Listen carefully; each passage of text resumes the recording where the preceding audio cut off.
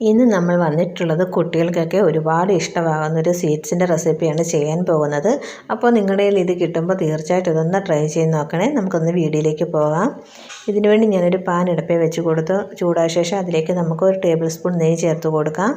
നെയ്യ് ഒന്ന് മെൽറ്റായ ശേഷം അതിലേക്ക് നമുക്ക് കുറച്ച് തേങ്ങാക്കൊത്ത് ഇട്ട് കൊടുത്തൊന്ന് മൂപ്പിച്ചെടുക്കാം. തേങ്ങാക്കൊത്തൊക്കെ ഒന്ന് മൂത്ത് വന്ന ശേഷം നമുക്കതിലേക്ക് കുറച്ച് വെളുത്ത എള്ള് ചേർത്ത് കൊടുക്കാം. നിങ്ങളുടെ ഉണ്ടെങ്കിൽ മാത്രം ചേർത്ത് കൊടുത്താൽ മതി. ഈ സമയത്ത് നമ്മൾ ഫ്ലെയിം ഓഫ് ചെയ്യണം. ചൂടുകൊണ്ട് ഈ ഒരു വെളുത്ത എള്ള് ഒന്ന് ഒരു ഗോൾഡൻ നിറമായി വന്നോളും. ഒരുപാട് നേരം വെച്ച് കൊടുക്കരുത്, കരിഞ്ഞു പോകും. പെട്ടെന്ന് തന്നെ നമ്മൾ ഫ്ലെയിം ഓഫ് ചെയ്ത ശേഷം വേറൊരു പാത്രത്തിലേക്ക് മാറ്റണം.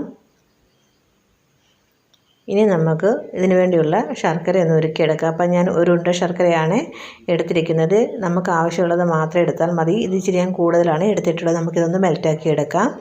ഇനി നമുക്കൊരു ചട്ടി അടുപ്പിൽ വെച്ച് ചൂടായ ശേഷം അതിലേക്ക് ഞാൻ 1 കപ്പ് 250 ml കപ്പിൽ 1 കപ്പ് അരിയാണ് എടുത്തിട്ടുള്ളത്. ഇതിനെനിക്ക് ആവശ്യമായിട്ടുള്ളത് 1/2 കപ്പാണ്.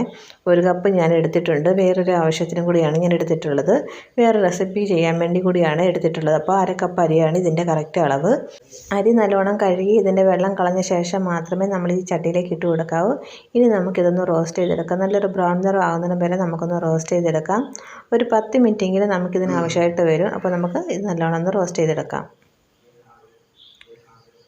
അരിയുടെ കളർ മാറി വന്നിട്ടുണ്ട്. അപ്പം നമുക്ക് ലോ ഫ്ലെയിമിൽ വേണം ഇതൊന്ന് റോസ്റ്റ് ചെയ്തെടുക്കാൻ വേണ്ടി. തീ കൂട്ടി കൊടുക്കരുത്. അരി മൂത്ത് വരുമ്പോൾ ഇത് ചെറുതായിട്ട് പൊട്ടി പൊട്ടി സൗണ്ട് കേൾക്കും. നല്ലൊരു ബ്രൗൺ നിറം ആകുന്നിടം വരെ നമുക്കൊന്ന് റോസ്റ്റ് ചെയ്തെടുക്കാം. അരിയൊക്കെ നല്ലൊരു ബ്രൗൺ നിറമായി വന്നിട്ടുണ്ട്. നമുക്കിത് വേറൊരു പാത്രത്തിലേക്ക് മാറ്റാം, അല്ലെങ്കിൽ ഇത് കരിഞ്ഞു പോകും. ഈ ചട്ടിയുടെ ചൂട് കൊണ്ട് ഒന്നും കൂടി ഇത് കരിഞ്ഞു പോകും. അതുകൊണ്ട് നമുക്ക് വേറൊരു പാത്രത്തിലേക്ക് മാറ്റി വെക്കാം. ഇപ്പോൾ നമ്മുടെ അരി വറുത്തത് ഇവിടെ റെഡി ആയിട്ടുണ്ട്. നമ്മുടെ ശർക്കര ഒന്ന് മെൽറ്റായി വന്നിട്ടുണ്ട്. ഇനി നമ്മൾ ഏത് പാത്രത്തിലാണോ സെറ്റാക്കാൻ വെക്കുന്നത് ആ പാത്രം നമ്മൾ നെയ്യൊക്കെ പുരട്ടി ഒന്ന് മാറ്റി വെക്കുക. ഇനി നമ്മളൊരു പാൻ അടുപ്പിൽ വെച്ച് ചൂടായ ശേഷം അതിലേക്ക് നമുക്ക് 250 ഗ്രാം അലുവ ചേർത്ത് കൊടുക്കാം. അലുവ ചെറിയ കഷ്ണങ്ങളാക്കി ഒന്ന് മുറിച്ചെടുത്തിട്ടുള്ളതാണ്. 250 ഗ്രാം അല്ലെങ്കിൽ 1/2 കിലോ അലുവ വരെ എടുക്കാവുന്നതാണ്. അപ്പോൾ ഇനി അലുവ കിട്ടുമ്പോൾ നമ്മുടെ വീട്ടിൽ മേടിക്കുമ്പോൾ നിങ്ങൾ ഇതുപോലെ ഒന്ന് ട്രൈ ചെയ്ത് നോക്കണം. ഇനി നമുക്ക് ലോ ഫ്ലെയിമിൽ വെച്ച് കൊടുത്തിട്ട് ഇതൊന്ന് മെൽറ്റാക്കി എടുക്കാം. ഇടയ്ക്ക് തവി വെച്ചിട്ട് ഇതുപോലെ തന്നെ ഉടച്ച് കൊടുക്കുകയും കൂടെ ചെയ്യണം. തീ കൂട്ടി വെച്ച് കൊടുക്കരുത്, ഇത് കരിഞ്ഞു പോകും. അതുകൊണ്ട് നമ്മൾ ലോ ഫ്ലെയിമിൽ വെച്ച് ഇതുപോലെ തവി വെച്ച് നന്നായിട്ട് ഇളക്കി ഒന്ന് മെൽറ്റാക്കി എടുത്താൽ മതിയാകും. അലുവ ചെറുതായിട്ടൊന്ന് മെൽറ്റായി വന്നിട്ടുണ്ട്. നമ്മൾ ഇതുപോലെ ലോ ഫ്ലെയിമിൽ ഒന്ന് ഇളക്കി കൊടുത്താൽ മതിയാകും.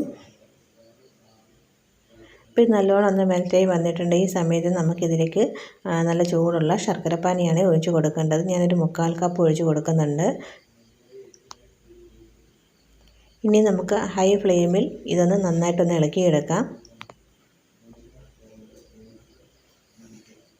ഇനി ഇത് തീ കൂട്ടി വെച്ച ശേഷം നല്ലോണം നമുക്ക് ഇതുപോലെ ഇളക്കി കൊടുത്താൽ മതി. അപ്പോഴത്തേക്ക് നല്ലോണം ഇതൊന്ന് മെൽറ്റായി വന്നോളും. നല്ലതുപോലെ ഇളക്കി കൊടുക്കണം. ഇപ്പോൾ നല്ലതുപോലെ ഇളക്കി ഇതുപോലെ ഒന്നായി വന്നിട്ടുണ്ടെങ്കിൽ ഇതിലേക്ക് നമുക്ക് 1/2 മുറി തേങ്ങ ചിരകിയത് ചേർത്ത് കൊടുക്കാം. ഒരു തേങ്ങയുടെ പാതിയാണ് എടുത്തിട്ടുള്ളത്. അതിട്ട് കൊടുത്ത് നല്ലതുപോലെ നമുക്കിതൊന്ന് ഇളക്കിയെടുക്കാം.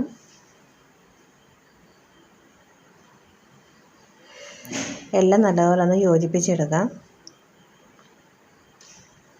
അപ്പോൾ ഇത് കഴിക്കാൻ നല്ല ടേസ്റ്റാണ്. ഇത് എല്ലാവർക്കും ഒരുപാട് ഇഷ്ടമാകും. കുഞ്ഞുങ്ങൾക്കൊക്കെ ഒരുപാട് ഇഷ്ടമാകും. അപ്പോൾ നിങ്ങൾ അലുവ കിട്ടുമ്പോൾ തീർച്ചയായിട്ടും ഇതൊന്ന് ട്രൈ ചെയ്ത് നോക്കണം. ഇനി തേങ്ങ നല്ലതുപോലെ ഒന്ന് ഇളക്കി നന്നായിട്ട് യോജിപ്പിച്ച ശേഷം ഇനി നമുക്കതിലേക്ക് വറുത്ത് വെച്ചിരിക്കുന്ന തേങ്ങാക്കൊത്തും വെളുത്ത എള്ളും ഇതിലേക്ക് ചേർത്ത് കൊടുക്കാം. കുറച്ച് ഞാൻ മാറ്റി വെക്കുന്നുണ്ട്. നമുക്ക് ലാസ്റ്റ് ഒന്ന് ഡെക്കറേഷൻ ചെയ്യാൻ വേണ്ടിയാണ്. എന്നിട്ട് നല്ലതുപോലെ നമുക്കിതൊന്ന് ഇളക്കിയെടുക്കാം. നല്ലതുപോലെ എല്ലാ ഭാഗത്തൊന്ന് യോജിപ്പിച്ചെടുക്കാം. ഇതിലേക്ക് ഞാൻ ഇടയ്ക്ക് 1 ടേബിൾ സ്പൂൺ നെയ്യ് ചേർത്ത് കൊടുത്തിട്ടുണ്ടായിരുന്നു. അതിൻ്റെ വീഡിയോ എൻ്റെ നിന്ന് മിസ്സായിപ്പോയി. അപ്പോൾ നിങ്ങൾ 1 ടേബിൾ സ്പൂൺ നെയ്യ് ചേർത്ത് കൊടുക്കണം. എന്നിട്ട് നല്ലതുപോലെ മിക്സ് ചെയ്ത ശേഷം ഇനി നമുക്കതിലേക്ക് ചേർത്ത് കൊടുക്കേണ്ടത് നമ്മൾ വറുത്ത് വെച്ചിരിക്കുന്ന അരിയാണ് ഇതിലേക്ക് ചേർത്ത് കൊടുക്കുന്നത്. അപ്പോൾ ഞാൻ ഇതിൻ്റെ അരഭാഗം മാത്രമേ ചേർത്ത് കൊടുക്കുന്നുള്ളൂ.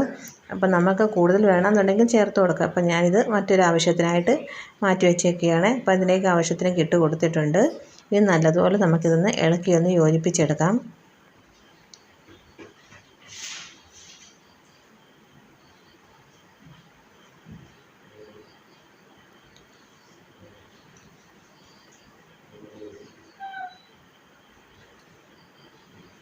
അപ്പോൾ നല്ലതുപോലെ ഇളക്കി നന്നായിട്ടൊന്ന് യോജിപ്പിച്ചെടുത്തിട്ടുണ്ട്. അപ്പോൾ നമ്മുടെ ഈ ഒരു സീഡ്സ് ഇവിടെ റെഡി ആയിട്ടുണ്ട്. പാത്രത്തിൽ നിന്നൊക്കെ വിട്ട് ഒരു ഉരുണ്ട പരുവത്തിലായി വന്നിട്ടുണ്ട്.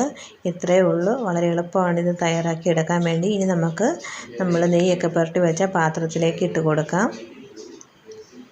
ഇത് നമ്മൾ ഫ്രിഡ്ജിലൊന്നും വെച്ച് എടുക്കേണ്ട ആവശ്യമൊന്നുമില്ല. ചൂട് മാറിയ ശേഷം എടുക്കാവുന്നതാണ്. അപ്പോൾ പുറത്ത് തന്നെ വെച്ചാൽ മതി.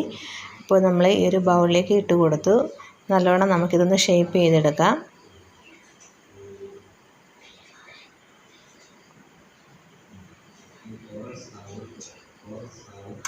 നമുക്കൊരു തവിയോ ഒരു സ്പൂണോ വെച്ചിട്ട് നന്നായിട്ടൊന്ന് ഷേപ്പ് ചെയ്തെടുക്കാം.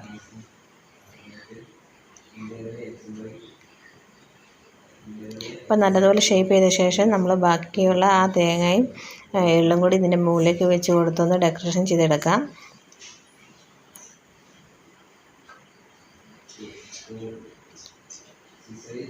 അപ്പോൾ നമുക്കിനി ഇത് തണുക്കുന്നിടം വരെ ഒന്ന് വെയിറ്റ് ചെയ്യാം. നമ്മുടെ ഈ ഒരു സീഡ്സ് ഇവിടെ റെഡി ആയിട്ടുണ്ട്. അപ്പം കൈ പൊള്ളാതിരിക്കാൻ വേണ്ടിയാണ് ഞാൻ അടിയിലൊരു പ്ലേറ്റ് വെച്ച് കൊടുത്തിട്ടുള്ളത്. അപ്പോൾ കാണാൻ തന്നെ നല്ല ഭംഗിയില്ലേ. അപ്പോൾ കഴിക്കാനൊരു പ്രത്യേകം ടേസ്റ്റാണ്. അപ്പോൾ നിങ്ങൾ തീർച്ചയായിട്ടും ഒന്ന് ട്രൈ ചെയ്ത് നോക്കണേ. അപ്പോൾ അലുവയൊക്കെ തണുത്ത് വന്നിട്ടുണ്ട്. നമുക്ക് സൈഡൊക്കെ ഇതുപോലൊന്ന് വിട്ട് കൊടുക്കാം. ഒരു പിച്ചാത്തി വെച്ചിട്ടോ ഒരു സ്പൂണിൻ്റെ സൈഡ് വെച്ചിട്ടോ ഇതുപോലൊന്ന് വിട്ട് കൊടുക്കാം. സൈഡൊക്കെ വിട്ട് കൊടുത്ത ശേഷം ഇതുപോലൊരു പ്ലേറ്റിലേക്ക് നമുക്ക് മറിച്ചിട്ടാൽ മതിയാകും. പാത്രത്തിൽ നിന്ന് വിട്ട് വന്നോളും. അപ്പോൾ നമ്മുടെ വളരെ ടേസ്റ്റോട് കൂടിയുള്ള ഈ ഒരു സീഡ്സ് ഇവിടെ റെഡി ആയിട്ടുണ്ട്. അപ്പോൾ നിങ്ങൾ തീർച്ചയായിട്ടും ഇതൊന്ന് ട്രൈ ചെയ്യുക. വീഡിയോ ഇഷ്ടപ്പെട്ടെങ്കിൽ എൻ്റെ ചാനലൊന്ന് സബ്സ്ക്രൈബ് ചെയ്യുക, ലൈക്ക് ചെയ്യുക. നിങ്ങളുടെ അഭിപ്രായങ്ങൾ മറക്കാതെ കമൻറ്റ് ബോക്സിൽ അറിയിക്കുക.